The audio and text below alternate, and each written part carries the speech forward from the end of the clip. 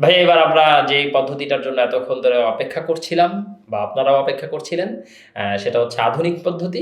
তো আমরা একটু এটা আধুনিক পদ্ধতিতে সলভ করি। বাট ভাই ধৈর্য ধরতে হবে কিন্তু, কারণ আমরা বুঝে বুঝে সলভ করব।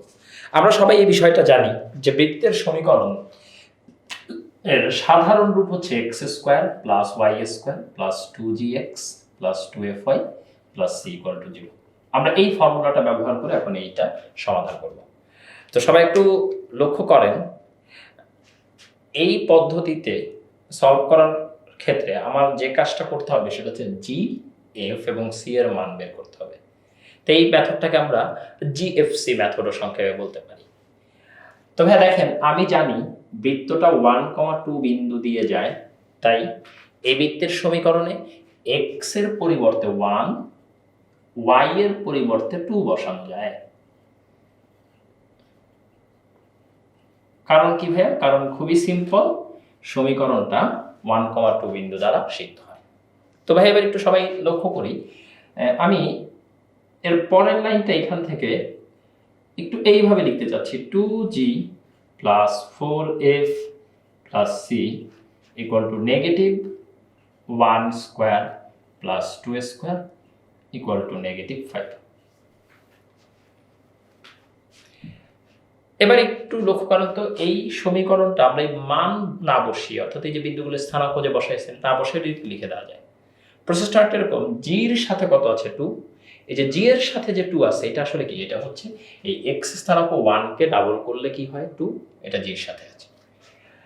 তারপরে এই বিন্দুটা ওয়াই স্থানাঙ্ক 2 কে ডাবল করলে কত হয় 4, এটা এফ এর সাথে আছে, প্লাস ধ্রুবক পদ সি, এটা একা আছে একাই থাকবে, ইকুয়াল টু নেগেটিভ এক্স স্থানাঙ্কের বর্গ 1 স্কোয়ার, বিন্দুটা ওয়াই স্থানাঙ্কের বর্গ 2 স্কোয়ার, এই দুটো যোগ। তো আপনি একদম দেখেই 3,4 এর জন্য বলে দিতে পারবেন কিরকম হবে। 3,4 এর জন্য ইকুয়েশনটা হবে এরকম, 3 কে ডাবল করলে কত হয় 6g, 4 কে ডাবল করলে 8f plus c equal two negative 3 square plus 4 square equal to negative 25। এবার হবে 5,7 এর জন্য, 5 কে ডাবল করলে 10g, 7 কে ডাবল করলে 14f plus c negative 5 square plus 7 square equal to negative 74। তো ভাই দেখেন তো এখানে কয়টা সমীকরণ আছে? 3টা সমীকরণ, এই যে এই একটা, এই একটা, এই একটা, এবং এই 3টা সমীকরণে 3টা অজানা প্যারামিটার, একটা হচ্ছে জি, একটা হচ্ছে এফ, একটা হচ্ছে সি।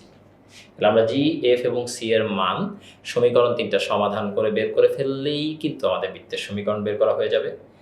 তো ভাইয়া G equal to what, F equal to what, C equal to what, calculator use করবেন, ক্যালকুলেটর ইউজ করে বের করে ফেলতে পারবেন।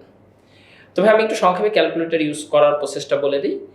আপনারা ক্যালকুলেটরে যে কি করবেন, আপনারা জানেন যে যেকোনো স্ট্যান্ডার্ড ক্যালকুলেটরে a1x plus b1y plus c1z equal to d1, a2x b2y plus c2z equal to d2, a3x plus b3y plus c3z equal to d3।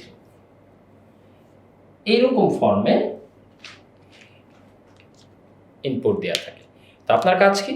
আপনার কাজ হচ্ছে এই a1 a2 a3 b1 b2 b3 c1 c2 c3 d1 d2 d3 এগুলোর মান বসানো। a1 a2 a3 কি? প্রথম চলকের সহগ। b1 b2 b3 কি? দ্বিতীয় চলকের সহগ। c1 c2 c3 কি? তৃতীয় চলকের সহগ। আর d1 d2 d3 কি? ধ্রুবক পদ। মনে রাখবেন সমাধানের জন্য ধ্রুবক পদ যেন ডান দিকে থাকে। তাই কিন্তু আমরা এই কনস্ট্যান্টকে দেখেন, এই যে 1 স্কয়ার প্লাস 2 স্কয়ারকে এই পাশ থেকে ওই পাশে নিয়ে গেছি। তো আমরা এখন আসলে ক্যালকুলেটরে কি কি ইনপুট দেব? এই যে দেখেন প্রথমে 2, তারপর 4, তারপর c এর সাথে কত আছে 1, তারপর নেগেটিভ 5, 6, 8, 1, নেগেটিভ 25, 10, 14, 1, তারপর নেগেটিভ 74। ইনপুট দিলেই আমাদের জি, এফ এবং সি এর মান চলে আসবে। ক্যালকুলেটর ওয়াইজ প্রসেসগুলো আলাদা, বাট একটু ঘাটাঘাটি করলে সবাই প্রসেসগুলো জেনে যাবেন। যেমন ধরেন ভাই ইএস ক্যালকুলেটরের সাহায্যে যদি আপনি সলভ করতে চান, প্রথমে মোড সেটআপে যাবেন, তারপরে ভাই 5-এ যাবেন, 5-এ গেলে দেখবেন ইকিউএন কথাটা লেখা আছে। তাহলে ইকুইএন এর ভিতরে ঢোকার পরে দেখবেন আপনাকে টোটাল 4টা অপশন শো করতেছে। এই যে 4টা অপশন শো করতেছে তার মধ্যে ভাইয়া আমরা 2 নাম্বার অপশনটায় দেখব এরকম একটা বিষয় লেখা থাকবে a nx plus bny plus cnz equal to dn। এবং এটাই মিন করতেছে 3 চলক বিশিষ্ট সমীকরণ। এইটার পুরো মানেটা হচ্ছে আসলে এটা। তো তারপর আপনি a1 a2 a3 b1 b2 b3 c1 c2 c3 d1 d2 d3 এগুলো ইনপুট দিবেন। এমএস ক্যালকুলেটরের জন্য প্রসেসটা একটু আলাদা। মোড সেটআপ চাপ দিয়ে ইকিউএন লেখাটা যতক্ষণ পর্যন্ত না আসে ততক্ষণ পর্যন্ত মোড সেটআপ বাটনটা চাপ দিতে হয়। আসার পরে ইকিউএন এর ভিতরে যাওয়ার পর আপনাকে জিজ্ঞেস করবে আননোন কয়টা, 2 আর 3, আপনি 3 দিবেন। তারপর একটা একটা করে জিজ্ঞেস করবে a1 equal to what, b1 equal to what, c1 equal to what. ভাই একটু ক্যালকুলেটর নিয়ে খাটাখাটি করলে এটা পারবেন। আমি যেটা বলতে চাচ্ছি, ধরেন আমরা এই প্রবলেমটা সলভ করতে চাচ্ছি কিছু না লিখালি ক্যালকুলেটরে।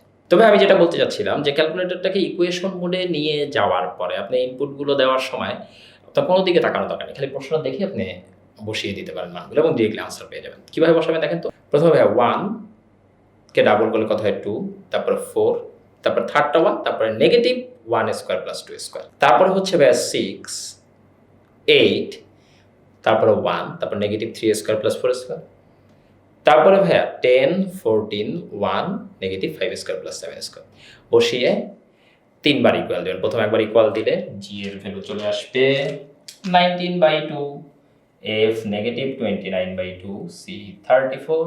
তাই বৃত্তের সমীকরণ x square plus y square plus 2 into G এর ভ্যালু কত ভাইয়া 19/2x প্লাস f এর ভ্যালু কত negative 29/2 y plus 34 equal to 0, x square plus y square plus 19x minus 29y plus 34 equal to 0।